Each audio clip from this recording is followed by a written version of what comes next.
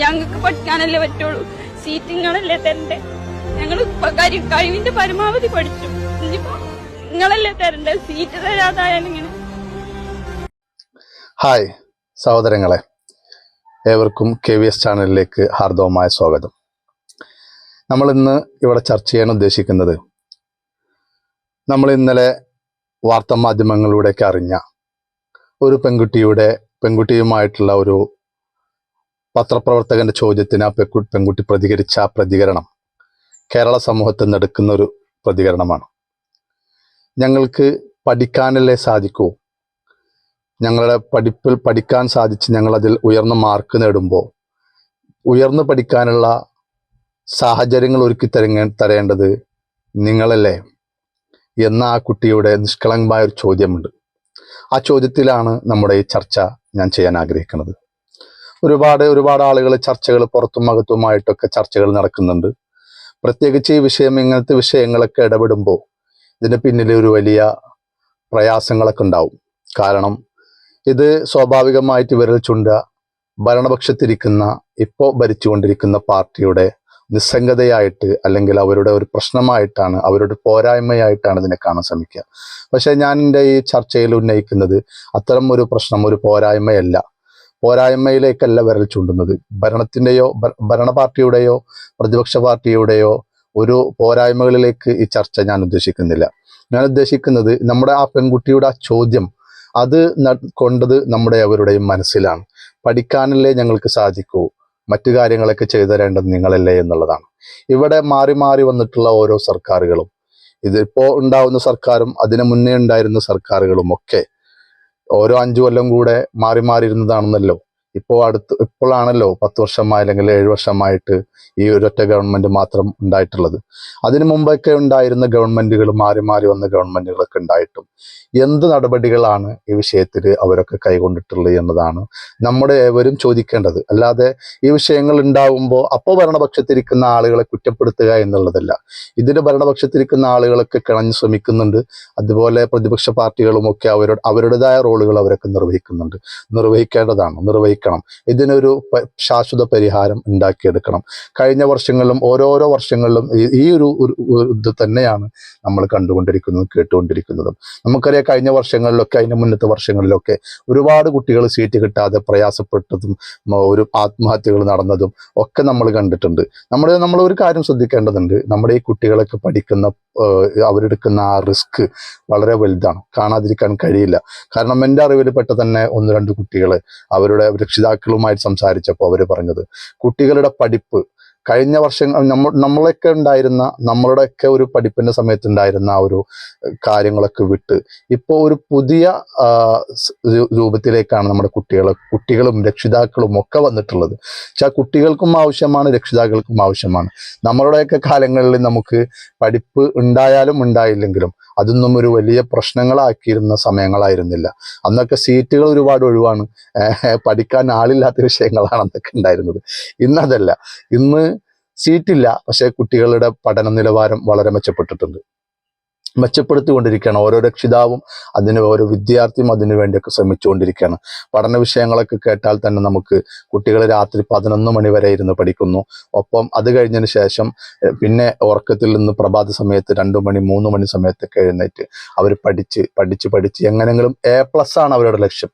അല്ലെങ്കിൽ നമ്മളൊക്കെ പഠിക്കുന്ന കാലത്ത് എങ്ങനെങ്കിലും ജസ്റ്റ് പാസ്സാണ് നമ്മളൊക്കെ ഉണ്ടായിരുന്നെങ്കിൽ, ഇന്ന് ഓരോ വർഷങ്ങൾ കഴിയും തോറും കുട്ടികളുടെ മൈൻഡ് മാറിക്കൊണ്ടിരിക്കുന്നത്, മൈൻഡ് സെറ്റായിക്കൊണ്ടിരിക്കുന്നത് ഫുൾ വിഷയത്തിലും A+ കിട്ടുക എന്നുള്ളതാണ്. മുന്നൊക്കെ കഷ്ടിച്ച് പാസ്സായാൽ മതി എന്നുള്ളിടത്തുനിന്ന് മാറി ഇപ്പോൾ ഫുൾ A+ എന്ന സിസ്റ്റത്തിലേക്ക് ഓരോ കുട്ടികളും എത്തിക്കൊണ്ടിരിക്കുകയാണ്. അപ്പോൾ പറയുമ്പോൾ ഇപ്പോഴത്തെ മത്സരങ്ങൾ നടക്കുന്നത് തന്നെ അത് ഫുൾ A+ മേടിക്കുക എന്നുള്ളതാണ്. ഇപ്പോഴത്തെ ജനറേഷൻ്റെ മൈൻഡ് സെറ്റും അങ്ങനെ തന്നെയാണ്. അതില്ലെങ്കിൽ ഇന്ന് കഴിയില്ല. നമ്മുടെ കാലങ്ങളിലൊക്കെ നമുക്ക് വിദ്യാഭ്യാസം ഇല്ലെങ്കിലും ജീവിക്കാനുള്ള വഴികളൊക്കെ, ജോലി കിട്ടാനുള്ള കാര്യങ്ങളൊക്കെ എളുപ്പമായിരുന്നു. പക്ഷേ ഇന്ന് അതല്ല. ഇന്ന് ജോലി കിട്ടണമെങ്കിൽ തന്നെ ക്വാളിഫിക്കേഷനിൽ ഉയർന്ന ക്വാളിഫിക്കേഷനും അത് തന്നെ ആ ക്വാളിഫിക്കേഷൻ കിട്ടുമ്പോൾ തന്നെ ക്വാളിഫിക്കേഷൻ എടുക്കുന്ന നേരത്ത് ഉണ്ടായിരുന്ന മാർക്ക് ലിസ്റ്റ് കൂടെ പരിശോധിക്കുന്ന ഒരവസ്ഥയാണ് ഇപ്പോഴത്തെ കാലങ്ങളിൽ ഉള്ളത്. അതുകൊണ്ട് തന്നെ എല്ലാ കുട്ടികളും പ്രത്യേകിച്ച് പെൺകുട്ടികളുടെ ഭാഗത്തു നിന്ന് അവര് ഇതിന് എ പ്ലസിൽ കുറഞ്ഞ മറ്റൊരു ചിന്ത ഇല്ല. എ പ്ലസ് വാങ്ങിക്കുന്നത് തന്നെ എല്ലാ വിഷയങ്ങളും ഫുൾ മാർക്ക് എന്ന സിസ്റ്റത്തിലും കൂടെയാണ് കുട്ടികൾ എ പ്ലസ് ഉദ്ദേശിക്കുന്നത്. 90 മുകളിൽ മാർക്ക് കിട്ടി കഴിഞ്ഞാൽ എ പ്ലസ് ആണ്. പക്ഷെ 100 മാർക്ക് തന്നെ 100ൽ 100 തന്നെ കിട്ടണമെന്നുള്ള മൈൻഡുള്ള കുട്ടികളെ പോലും നമ്മുടെ അറിവിലൊക്കെ ഉണ്ട്. അപ്പോൾ ഇന്നത്തെ കുട്ടികൾ ആ സിസ്റ്റത്തിലേക്ക് കഷ്ടപ്പെട്ട് പഠിച്ച് രക്ഷിതാക്കളും അവരുടെ കഷ്ടപ്പാടിനനുസരിച്ച് രക്ഷിതാക്കളും അവർക്ക് വേണ്ടിയുള്ള ഒത്താശകൾ ചെയ്തു കൊടുക്കുന്നു. എനിക്കൊരു പിതാവിനറിയാം. ആ പിതാവ് ആ കുട്ടിയോട് പറഞ്ഞു കൊടുക്കുകയാണ്, മകളെ നീ പഠിക്കണം, എത്രത്തോളം എന്ന് വെച്ചാൽ നിനക്ക് എത്രത്തോളം പഠിക്കാൻ പറ്റുമോ അത്രത്തോളം നീ പഠിക്കുക. നിർബന്ധിച്ചിട്ടല്ല, ഒരിക്കലും നിർബന്ധം ആ പിതാവ് കൊടുക്കുന്നില്ല. കുട്ടിയോട് പറയുന്നു, കുട്ടിയുടെ പഠിപ്പിന്റെ താല്പര്യത്തിനനുസരിച്ച് നിനക്ക് എത്രത്തോളം പഠിക്കാൻ കഴിയുമോ അത്രത്തോളം പഠിക്കുക. നിനക്ക് എന്തൊക്കെ നിന്റെ ഭാവിയിൽ നീ ആവണമെന്ന് ഉദ്ദേശിച്ചിട്ടുണ്ടെങ്കിൽ അത് ഞാനാക്കി തരും, ഉപ്പ എന്ന നിലക്ക് ഞാനാക്കി തരും. അതിന് നമ്മുടെ കിടപ്പാടം വിറ്റിട്ടാണെങ്കിൽ പോലും അതിനുള്ള സൗകര്യങ്ങൾ ചെയ്തു തരാൻ റെഡിയാണ് എന്ന് ആ പിതാവ് ആ കുട്ടിയെ അറിയിക്കണം. അപ്പോൾ ആ കുട്ടിയുടെ താല്പര്യം അതൊക്കെ ഉണ്ടാവും. ആ സമയത്ത് ആ പിതാവിന്റെ സംസാരം കേൾക്കുമ്പോൾ ആ കുട്ടിയുടെ ഒരു താല്പര്യം തന്നെ നമുക്ക് മനസ്സിലാവും. അങ്ങനെ ഒരുപാട് രക്ഷിതാക്കൾ അവരവരുടെ മക്കളെ അവരെ പ്രോത്സാഹിപ്പിച്ചുകൊണ്ടിരിക്കണം. കഷ്ടപ്പെടുത്തിയിട്ടോ അല്ലെങ്കിൽ വിഷമിപ്പിച്ചിട്ടോ അല്ലെങ്കിൽ പ്രയാസപ്പെടുത്തിയിട്ടോ ഒന്നുമില്ല.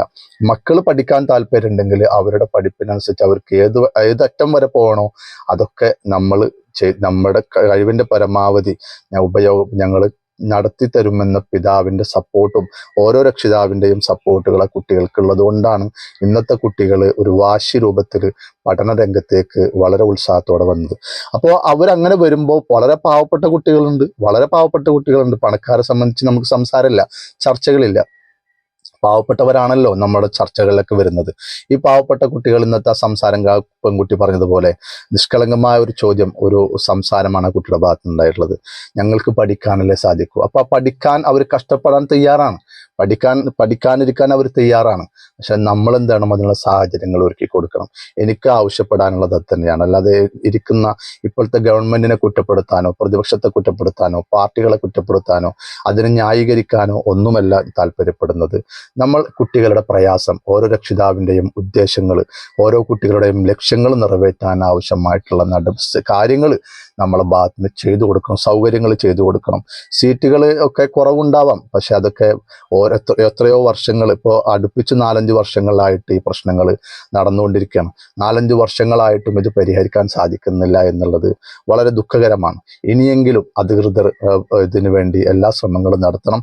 പ്രിയപ്പെട്ട നമ്മുടെ ഭരണപക്ഷത്തിരിക്കുന്ന മുഖ്യമന്ത്രി അടക്കമുള്ള വിദ്യാഭ്യാസ മന്ത്രി അടക്കമുള്ള എല്ലാവരും ഇതിനൊരു ശാശ്വത പരിഹാരം കാണാൻ ശ്രമിക്കണം. ഇതൊരിക്കലും ഒരു കുറ്റപ്പെടുത്തലോ അല്ലെങ്കിൽ പ്രയാസം ഉണ്ടാക്കാൻ വേണ്ടിയിട്ടോ ഒന്നുമല്ല. നമുക്ക് ആവശ്യം നമ്മൾ ഈ കുട്ടികളുടെ ഇതിൽ ഇടപെടുക, അവർക്ക് വേണ്ട ശാശ്വത പരിഹാരം ഉണ്ടാക്കി കൊടുക്കുക. അതിനു വേണ്ട ശ്രമങ്ങൾ ഗവൺമെന്റിന്റെ ഭാഗത്തു നിന്ന് ഉണ്ടാവണം. അതിനുവേണ്ടി പ്രതിപക്ഷ അംഗങ്ങൾ സംസാരിക്കണം.